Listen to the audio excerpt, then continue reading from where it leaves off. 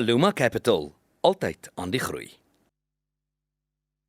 Welkom terug, dit is tyd vir volgens krantbesprekings en Sharonike Nel sluit volgende by ons aan. Goeiemôre Shar. Môre julle. Môre, welkom terug. Baie dankie, is maar 2 keer in 1 week. Is Jy baie het lekker. Ek moes my jeans was vir hierdie. Ons is baie bly, nie in die oond gesit nie, maar wel gewas. Ons waardeer dit. Shar, gister was die begroting gewees. Wat is van die hoofpunte? Ja, ek weet nie eintlik hoe ek moet reageer nie. Ek is so gewoond daaraan dat ek met trompetgeskal en negativiteit reageer op 'n begrotingsrede. Ja. Maar ek dink die konsensus is, almal is redelik gelukkig oor alles wat gister gebeur het, wat ek dink ook, as ons dit vergelyk met hoe ons verlede jaar gevoel het met die polemiek rondom die BTW, dink ek almal sit eintlik maar met groot glimlagte. Ek weet die DA het ook nogal gesê, hierdie begrotingsrede is 'n bewys dat die ANC nie meer alleen regeer nie. Dis nogal 'n redelike voorstelling van die regering van nasionale eenheid. Ek weet nie of die ANC daarmee saamstem nie, maar ek dink die goed wat vir ons prakties op ons eie sakke is, die ding waaroor die meeste mense juig, is die feit dat daar wel belastingverligting was, in terme van wat ons in die volksmond na verwys as die tax bracket, die belastingglewe. Want hoeveel keer het jy nou al gehoor, as jy 'n verhoging by die werk kry, jy's vreeslik opgewonde, maar dan stoot hy jou so net in 'n hoër belastinggleef in, en dan beteken dit in elk geval sweet tol vir jou. Ja. Want dan moet jy meer belasting betaal. Ja. So die laaste 2 jaar is daai glewe nie aangepas volgens inflasie nie, en nou uiteindelik is dit. Wat beteken jy mag dalk 'n paar rand ekstra hê in jou rekening, sou jy dan 'n verhoging gekry het, omdat hy jou nie in die volgende belastinggleef gaan instoot nie. Baie goeie nuus vir die meeste mense. En maatskaplike toelaag, ek dink hierdie vir my was ook nogal 'n riem onder die hart geweest. Weet baie mense sal sê, ja, maar wat 'n groot verskil gaan 'n R85 verhoging nou byvoorbeeld in die SASSA toelaag maak. Vir 'n bejaarde maak dit 'n baie groot verskil. So deur die bank, al die staatstoelaas wat 'n verhoging gekry het, so ek sê die R85 dan nou vir die bejaarde toelaag, maar alles van kinders tot ongeskiktheidstoelaag is so bietjie opgestoot. So dankie minister Ngorongwana. Mediese fondskrediete ook so bietjie meer, terwyl ons moet dit geniet terwyl ons kan. In die aard van die saak met die nasionale gesondheidsversekering is daai dalk so bietjie onder die lem, maar ons weet hy is ook op hierdie stadium op pause. Dan weet ons die belastingvrye belegging, daai perk is ook bietjie opgeskuif, so die van ons wat ekstra geld het, die min van ons wat dit kan belê in 'n belastingvrye belegging, dit kan jy ook doen. En dan hierdie het ons geweet, so dis nou so half, jy kan nie eers kwaad wees oor aksiesbelasting en sonbelasting nie, want jy het geweet dit gaan gebeur. So jou sopie en jou twakkie gaan jy nou 'n bietjie duurder uitwerk, maar die geld wat jy op al die ander plekke spaar, kan jy nou maar daarso sit. Dis nou vir daai klankie met die IC, wat vir jou so mooi klank is. Baie dankie vir daai raad, hoor, vir die balans. Ek is mos 'n pseudo-ekonoom, so dit is my raad vir julle. So ek dink in 'n netedop is dit nou maar daar's 'n klomp ander dinge wat hy ook gesê het, ek mag gerus gaan kyk, maar vir Jan Alleman op straat, dis die belangrikste goed wat jou sak gaan raak. Dit was my nogal snaaks dat die DA gesê het, hulle hou net nie van die hoeveelheid geld wat vir Prasa dink ek gegee is nie, maar die DA sal dit uitsort. Ja, hulle het letterlik gesê ja, hulle sal later daaroor beklei. Ja. Die poskantoor kry ook weer geld oor 3 jaar. Die poskantoor is vir my soos die kind wat regtig hard probeer in die klas, maar nooit heeltemal daar kom nie. Baie sagte plekkie vir die poskantoor, want inherent glo ek in wat hulle doen. Ek dink net iewers gaan ons vir onsself moet vra, wat is 'n donker swart gat waarin ons nie meer geld kan kry nie. Ons sal altyd lief bly vir die rooi bussie, maar binne in hom is daar nie meer, dink Verstaan jy, ek. dis pragtig om op jou lesenaar te sit. Maar gebruik jy hom regtig? Nee. Nee. So dit is nou maar hartseer.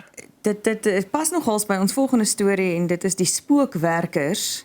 Meer as 4300 verdagte gevalle in die staatsdiens. Ja, kyk, mens kan ook nie net positief wees as mens koerantbespreking doen nie, so hier is nou wel iets wat my warm onder die Hier's kraag 'n maak. spookstorie. Nee? Verduidelik asseblief vir my, hoe is daar 4300 wat hulle dan nou verwys na as spookwerkers, wat of nie bestaan nie, of al die hiernamaals in is, of nie kwalifiseer vir vir 'n salaris nie.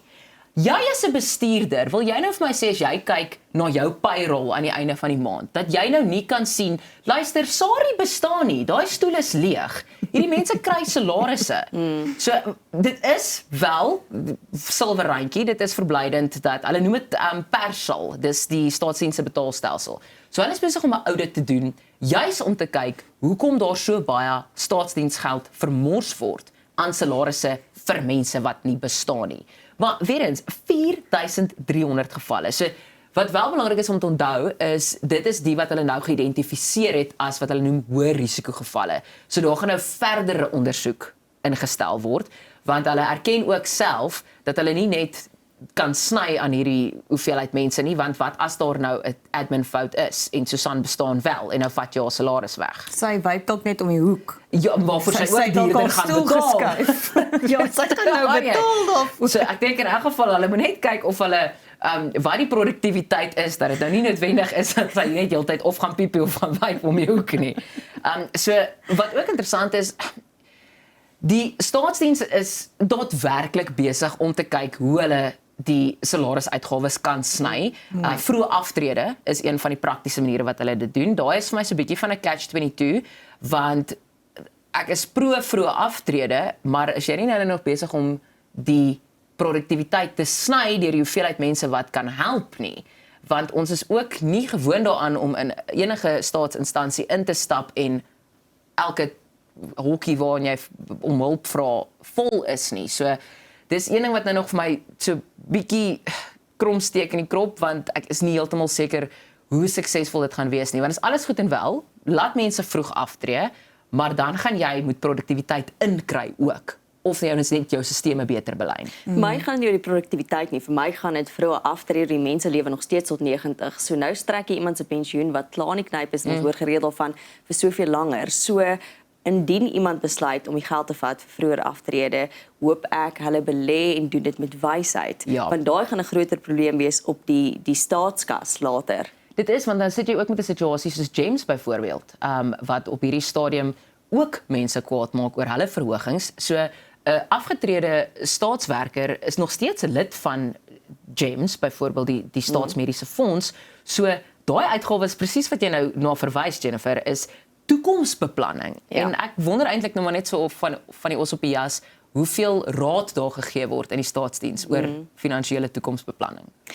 Dan iets wat my nogals ontstel is hoe Suid-Afrika kies en keer wie ons ondersteun in oorloë en wanneer ons dink die oorloë is oukei om te voer. So hierdie was iets wat ek moes hierdie storie 3 keer lees om werklik te verstaan, het ek nou reg gelees. So by die Verenigde Nasies se vergadering op hierdie stadium is alweer 'n resolusie aanvaar om te kyk hoe ons moontlik kan vrede tussen Rusland en Oekraïne kry. Ons weet gister was 4 jaar sedert die Russiese inval in Oekraïne. So Suid-Afrika het gesê hulle gaan nie stem. Hulle het buite stemming gebly vir hierdie spesifieke resolusie. Maar ek dink die rede daar agter, en ek verstaan jou reaksie ook, Jennifer, is wat my nou nogal redelik opkuil, want die rede hoekom Suid-Afrika buite stemming gebly het, is omdat daar nie erkenning gegee is vir Afrika-lande se pogings tydens die vredesonderhandelings nie, maar primêr net dit wat die Verenigde State gedoen het.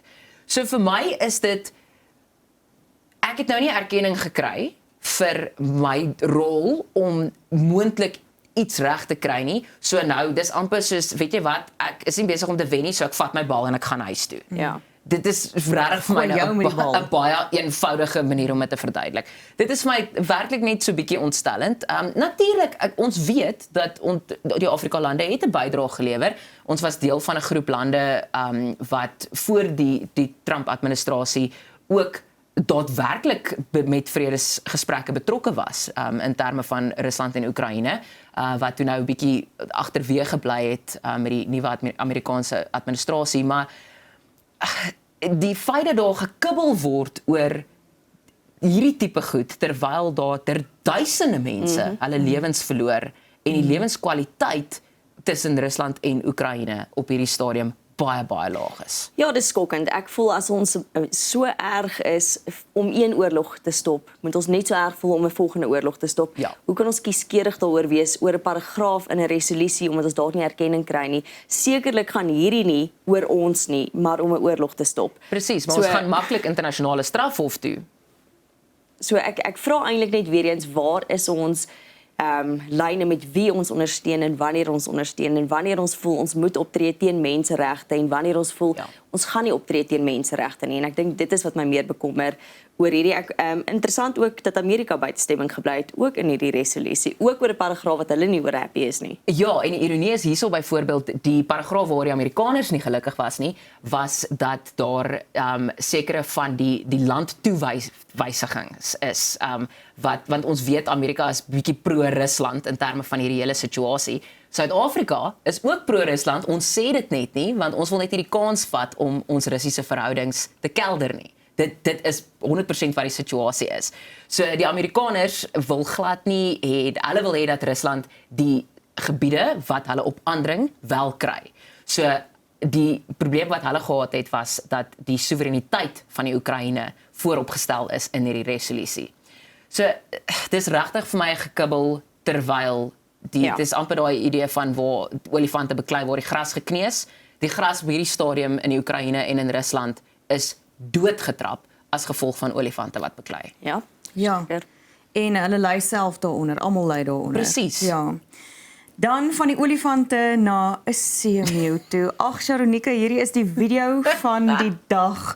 Ek is gek hieroor en ek het nie geweet kaptein Katan kan so goed met sy hande werk nie.